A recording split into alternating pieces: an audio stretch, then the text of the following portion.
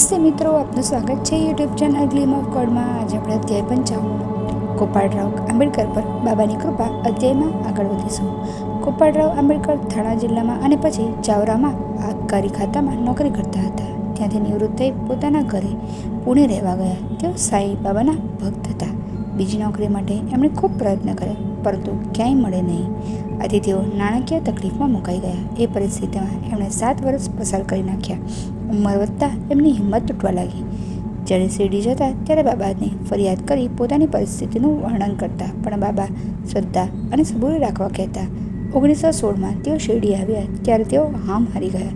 એમને આવા જીવન માટે નફરત થઈ ગઈ। એમને લાગ્યું કે આટલી બધી તકલીફ વેઠવી એના કરતાં મરવું સારું। એક નબળી ક્ષણે એમને આપઘાત કરવાનો વિચાર આવી ગયો। એમનું મન નબળું પડી ગયું। તેઓ દીક્ષિતના વાડામાં હતા। એમને થયું કે શિરડી સાંઈ બાબાનું પવિત્ર ધામ છે। અહીં જીવનનો અંત આણે તો સદગત છે। તેઓ સાંઈ બાબાના નામનો જપ કરતાં કરતાં કુવા તરફ ધીરે ધીરે ચાલવા લાગ્યા। સાંઈ બાબા એમ કંઈ પોતાના ભક્તનો હાથ છોડે ખરા? ગોપાળરાવ સગુણ નાયકની દુકાન પાસેથી પસાર થતા હતા ત્યારે એણે એમને જોયા। સગુણ નાયકે એમને બૂમ પાડી બોલાવ્યા। એમણે પાણી આપી કહ્યું, ગોપાળરાવ, હું આ અક્કલકોટ મહારાજનું ચરિત્ર વાંચતો હતો। આજે જ પૂરું થયું। તમે એ વાંચ્યું? કહીને એણે એ ગ્રંથ ગોપાળરાવ સામે ધર્યો। ગોપાળરાવે એ ગ્રંથ હાથમાં લઈ મસ્તક પર અડાડ્યો। તે સાથે જ તેમના મનમાં પરિવર્તન આવી ગયું। એમણે એ ગ્રંથ ખોલ્યો। તેમાં એક ભક્તનું વૃત્તાંત આપ્યું હતું। એમણે એ વાંચવા માંડ્યું। એ ભક્ત અસાધ્ય રોગોથી પીડાતો હતો। એ પીડા એનાથી સહન થતી ન હતી। કંટાળીને એક કૂવામાં પડી આત્મહત્યા કરવા જતો હતો। એવામાં ત્યાં અક્કલકોટ મહારાજે આવી તેનો હાથ પકડી લીધો અને પોતાની પાસે બેસાડી કહ્યું, ભાઈ, માણસને પોતાના કર્મ અનુસાર સુખ અને દુઃખ ભોગવવા પડે છે। એનાથી શ્રી રામ અને કૃષ્ણ જેવા ભગવાન પણ બચી શક્યા નથી। આપણને જે દુઃખ પડે છે તે આપણા પૂર્વજન્મના કર્મોને લીધે આપણે ભોગવીએ છીએ। એ ભોગવ્યા વગર આપણો છૂટકો જ નથી। તું આત્મહત્યા કરશે તો બીજા જન્મમાં એ કર્મ ભોગવવા પડશે। તો તું ધીરજ રાખી આ જન્મમાં જ એ કર્મો ભોગવી લે। એમાંથી તારો છુટકારો થશે। પછી તારે એ દુઃખ ફરી ભોગવવું નહીં પડશે। વિઠોબાનું નામ લઈને શાંતિપૂર્વક એ કર્મ ભોગવી લે। ગોપાળરાવને અક્કલકોટ સ્વામીનો આ ઉપદેશ વાંચીને નવાઈ લાગી અને જીવવાનું બળ મળી ગયું।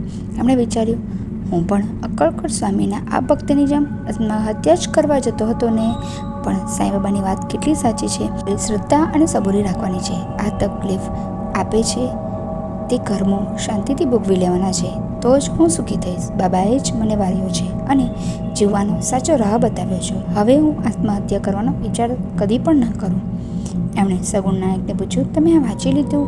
મને આ વાંચવાની ઈચ્છા થઈ છે। સગુણ નાયક બોલ્યા, હા, મેં તો વાંચી લીધું।